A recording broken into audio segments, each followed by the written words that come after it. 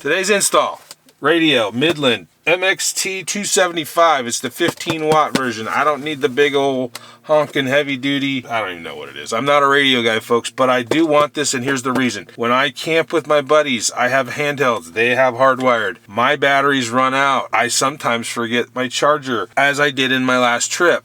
I borrowed a buddy's radio. At the end of the trip, we all went our separate ways talking on the radio, and then I realized, oh, I still have your radio. That's okay. I'll give it to you when we go on our next trip really soon. Well, unfortunately, life happens, folks, and about 6 months later, I still have that poor guy's radio. And so I am going to hardwire this bad boy in and never have to worry about batteries or charging my radio again. I'm just going to have to worry about turning it off.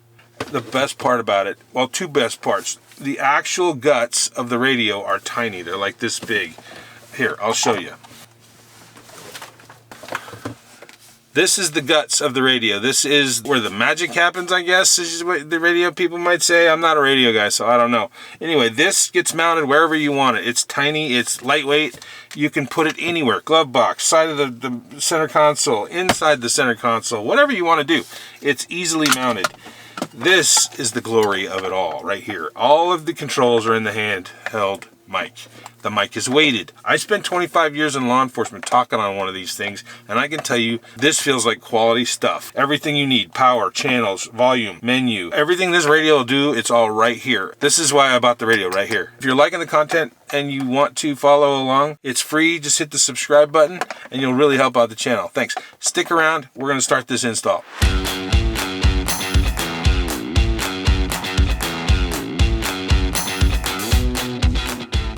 So the tools you'll need for today's project are going to be this drill, the bits, some wire. I'll show you in a second what we're talking about there. Wire cutters, strippers. What's in the bag, you might ask? Just some wire connectors and some battery connectors. We'll get this thing wired up and show you every step of the way.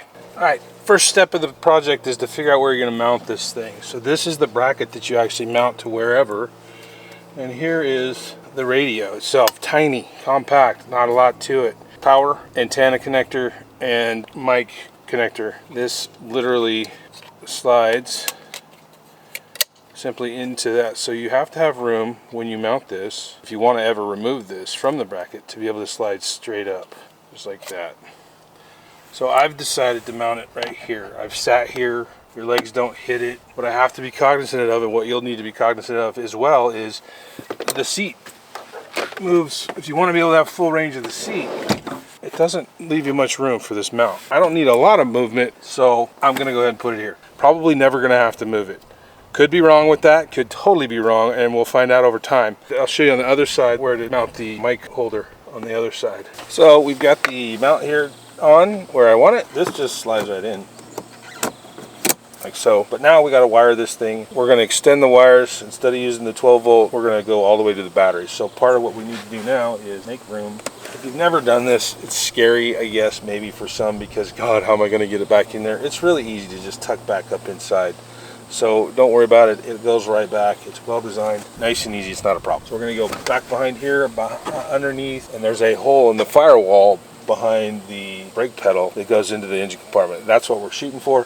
What we're doing is power out to the battery and antenna cable in from the engine compartment. Not a big deal. 2 cords, opposite directions. We're going to do those both at the same time here, so stay tuned for that. So the Midland radio comes with this plug that plugs into the radio, obviously for power, but the only option it gives you is the 12 volt. What I'm going to do right now is I'm going to cut this off, splice in some longer wires so that it'll go all the way to the battery. And that way we'll have permanent power when the engine's on.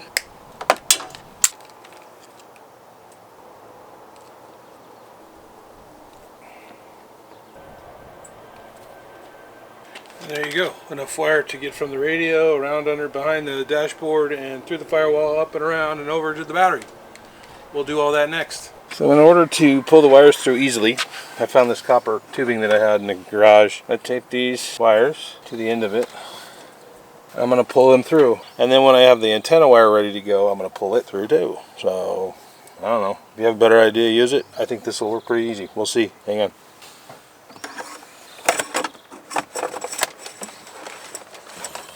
Right here is the little plastic grommet or plug that is a perfect spot to run wires from the engine compartment into the cabin of the Jeep. And where it's located, just so everybody can see, right in this area here.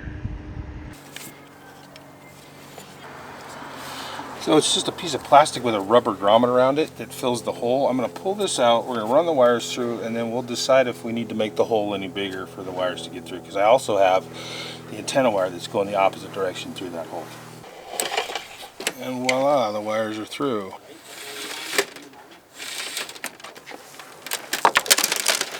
Got to mount the base of the new antenna so that we can run the cable up through the engine compartment and through the firewall. This is the base of my new antenna. It comes with this nut that slides through the cable and then on. It also comes with two washers, lock washers, that you have to pull all the way off the cable. Oops, already dinging things up. You need to run this through whatever hole you're going to mount your antenna on. The factory steel bumper has holes in it already. This hole is perfect. I already pre-fit it, and so this is where the antenna is coming up. You run the cable through, and before you get rid of that, you can go ahead and start running these back onto the cable.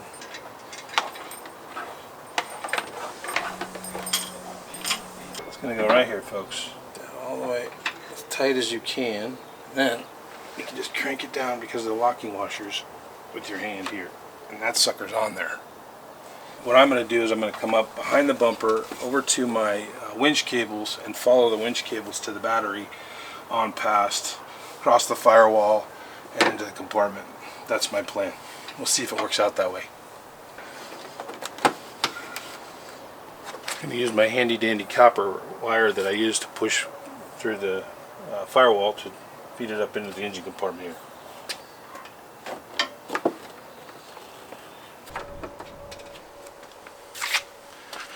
Might have to loosen the air filter to get more access.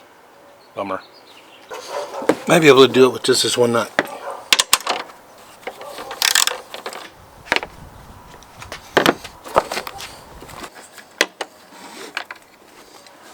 Alright, we got it through the hard part now. Now they say to keep this antenna wire away from a lot of the electronic components. Unfortunately, I'm not sure how to run it through the entire engine compartment into the cabin behind all the electric components without doing that. So we're just going to do it and see what happens. For install purposes, we're just going to go underneath here.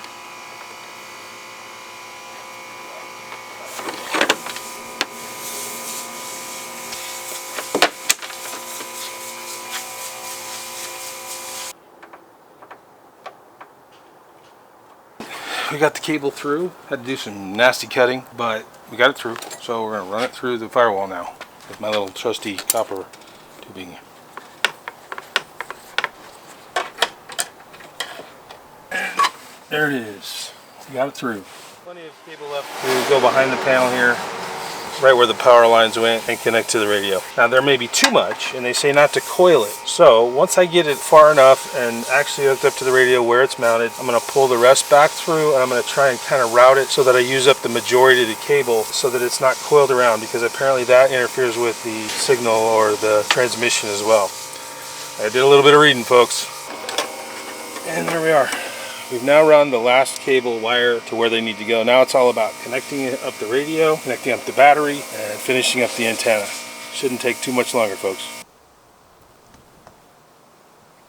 Alright, as you might have just seen, got this all buttoned up. You can see it all nice and plush here, button back in there, carpet's where it needs to be. I did have to move move the mount up to make room for this, because there's a lip here. Live and learn, and learn while doing. So it's still solid. Everything's plugged into the back, the power and the antenna. It's all run through. I've already closed up the opening into the firewall. Everything's run up and across towards the battery. So really, all we have left to do is tie up the cables and then add the battery connectors to the power wires, connect it to the battery, and I think we're done. I'll show you the button up process and we'll be done, guys.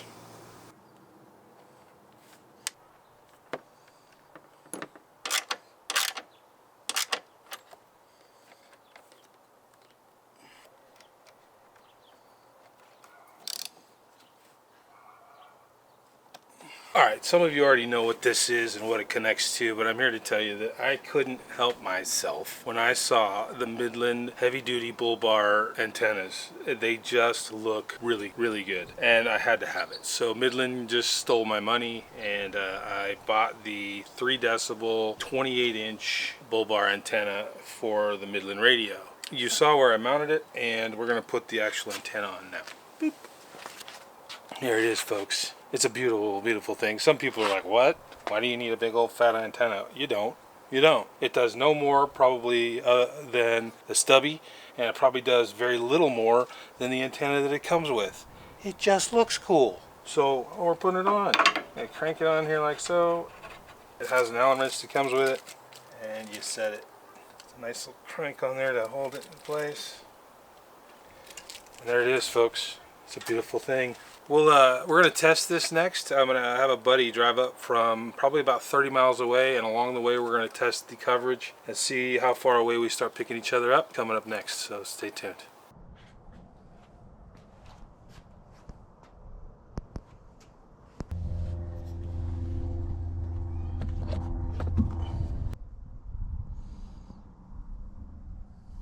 I haven't turned it on yet. I'm a little bit afraid. I'm not an electrician. I'm not a radio guy. First thing we got to do though is peel the sticker off the screen on this bad boy. Oh, so satisfying.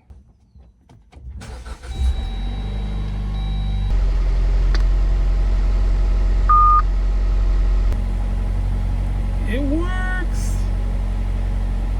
All right, so a buddy of mine, Mark, is coming up. He's at the bottom of the hill. I'm facing in the right direction. He's coming from that way towards me. And, you know, there's houses, a freeway, businesses. There's all kinds of stuff between us. I'm just mostly trying to make sure this thing works.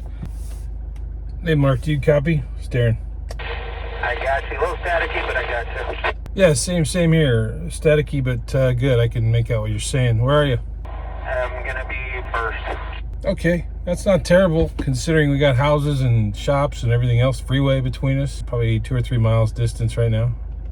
Yeah, but what about now? I'm on top of the bridge over the railroad tracks. Oh yeah, very little static, loud and clear. How about me? Yeah, same static, but I can hear you. All right, pretty good. Hey, Darren, you got me? Yeah, that's great. No static. How about me? Perfect. And you're, what, this side of the freeway now? I'm still on the bridge, but I'm high up on it, so I'm probably getting clearance over the building. Yeah, that elevation's helping, obviously, right now. Cool. Passing City Hall. How is it? You are loud and clear, no static, homie. The same. All right, man, that seems pretty good considering all the homes and whatnot in between you and I still about 1.5 miles, 2 miles away too. I really appreciate it, Mark. I'll see you in a second. All right, so that's not bad. I'm happy with that because, like I said in the beginning of this video, I got this radio for the simple fact that I don't want to borrow handhelds from Mark. By the way, is the guy that I still have his radio, and I need to remember to give it to him right now when he gets here. And I think it is going to give me more coverage in the long run than a handheld would, and I don't have to worry about batteries anymore. Bow! If you're enjoying the channel and enjoying the content that I'm putting out, hey, do me a favor and hit that subscribe button. I'm trying to reach 1,000 subscribers as soon as possible, and it would really help the channel if you could just do that. It's free, no cost to you. You get to enjoy all the cool videos I put out. Anyway, we'll see you in the next video, guys.